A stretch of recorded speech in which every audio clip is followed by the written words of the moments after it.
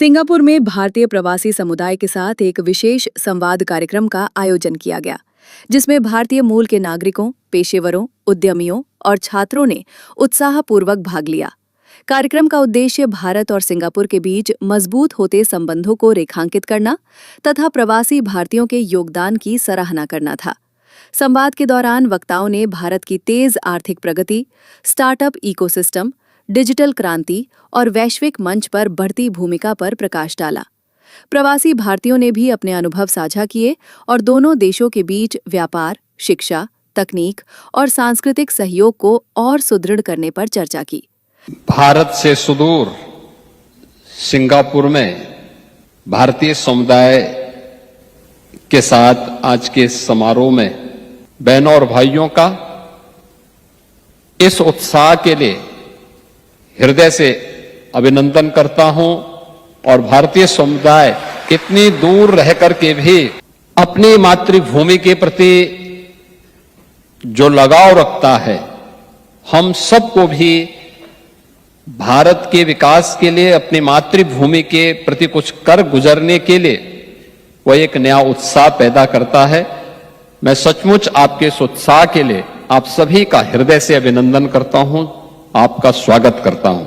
बहनों और भाइयों, भारत के बारे में 5000 वर्ष पहले हमारे एक ऋषि ने कहा था कि दुर्लभम भारतीय जन्म मानुषम तत्र दुर्लभम, यानी भारत में जन्म लेना दुर्लभ है और उसमें भी मनुष्य के रूप में जन्म लेना। और आप सबको इस बात पर गौरव की अनुभूति होगी कि आपने या आपके किसी पूर्वज ने भारत की धरती पर जन्म लिया है और वही रूट आज सिंगापुर में आपको भारत की धरती के प्रति आकर्षित करती है।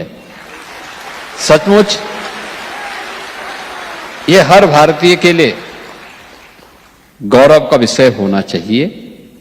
आप याद करिए ना कि भारत और भारत की परंपरा से जुड़ा हुआ जो हमारा सनातन धर्म है, यह अकेला दुनिया के अंदर एक उन भावों के साथ जीने वाला धर्म है जिसने आज से हजारों वर्ष पहले इस बात का उद्घोष किया था कि अयम निज परोवेति गणना लघु चेतसाम उदार चरितानाम तो वसुधैव कुटुंबकम, यानी धरती यानी ग्लोबल विलेज की परिकल्पना ये भले ही आज की होगी, लेकिन पूरी दुनिया एक परिवार है और परिवार के रूप में, जैसे एक परिवार में अलग अलग उम्र के सदस्य होते हैं, अलग अलग समुदाय से आने वाले सदस्य भी होते हैं, अलग अलग इनकम भी उनकी होती है, लेकिन भेदभाव किसी के साथ नहीं होता। सब मिलकर के उस परिवार का संचालन करते हैं और यह भाव भारतीय का रहा है, हर भारतवासी का रहा है। और भारत उसी दिशा से दुनिया के अंदर आज भी दुनिया के प्रति वही भाव रखता है, जिसके बारे में हमारे यशस्वी प्रधानमंत्री जी कहते हैं, सबका साथ सबका विकास। विकास कोई समुदाय तब करता है जब सामूहिकता का भाव होता है। उस धरती के प्रति हमारे मन में एक कृतज्ञता का भाव होता है। हर एक व्यक्ति का कुछ न कुछ योगदान तो होता है और उसी भाव को हम सब मिलकर के कर रहे हैं।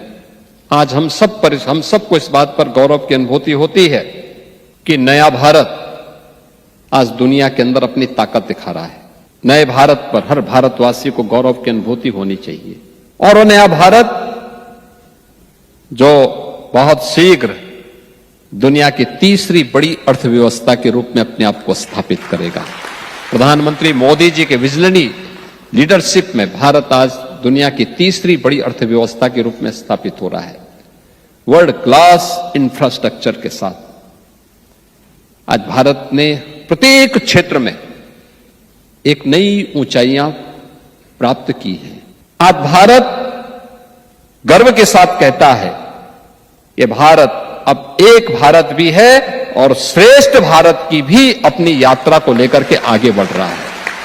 और एक भारत श्रेष्ठ भारत की इस नई यात्रा के साथ हर एक भारतीय को जुड़ना चाहिए, हर प्रवासी भारतीय को जुड़ना चाहिए। हमारा दायित्व है जिस धरती पर रहते हैं उस धरती के प्रति अपने कर्तव्यों का निर्वहन भी ईमानदारी पूर्वक करें।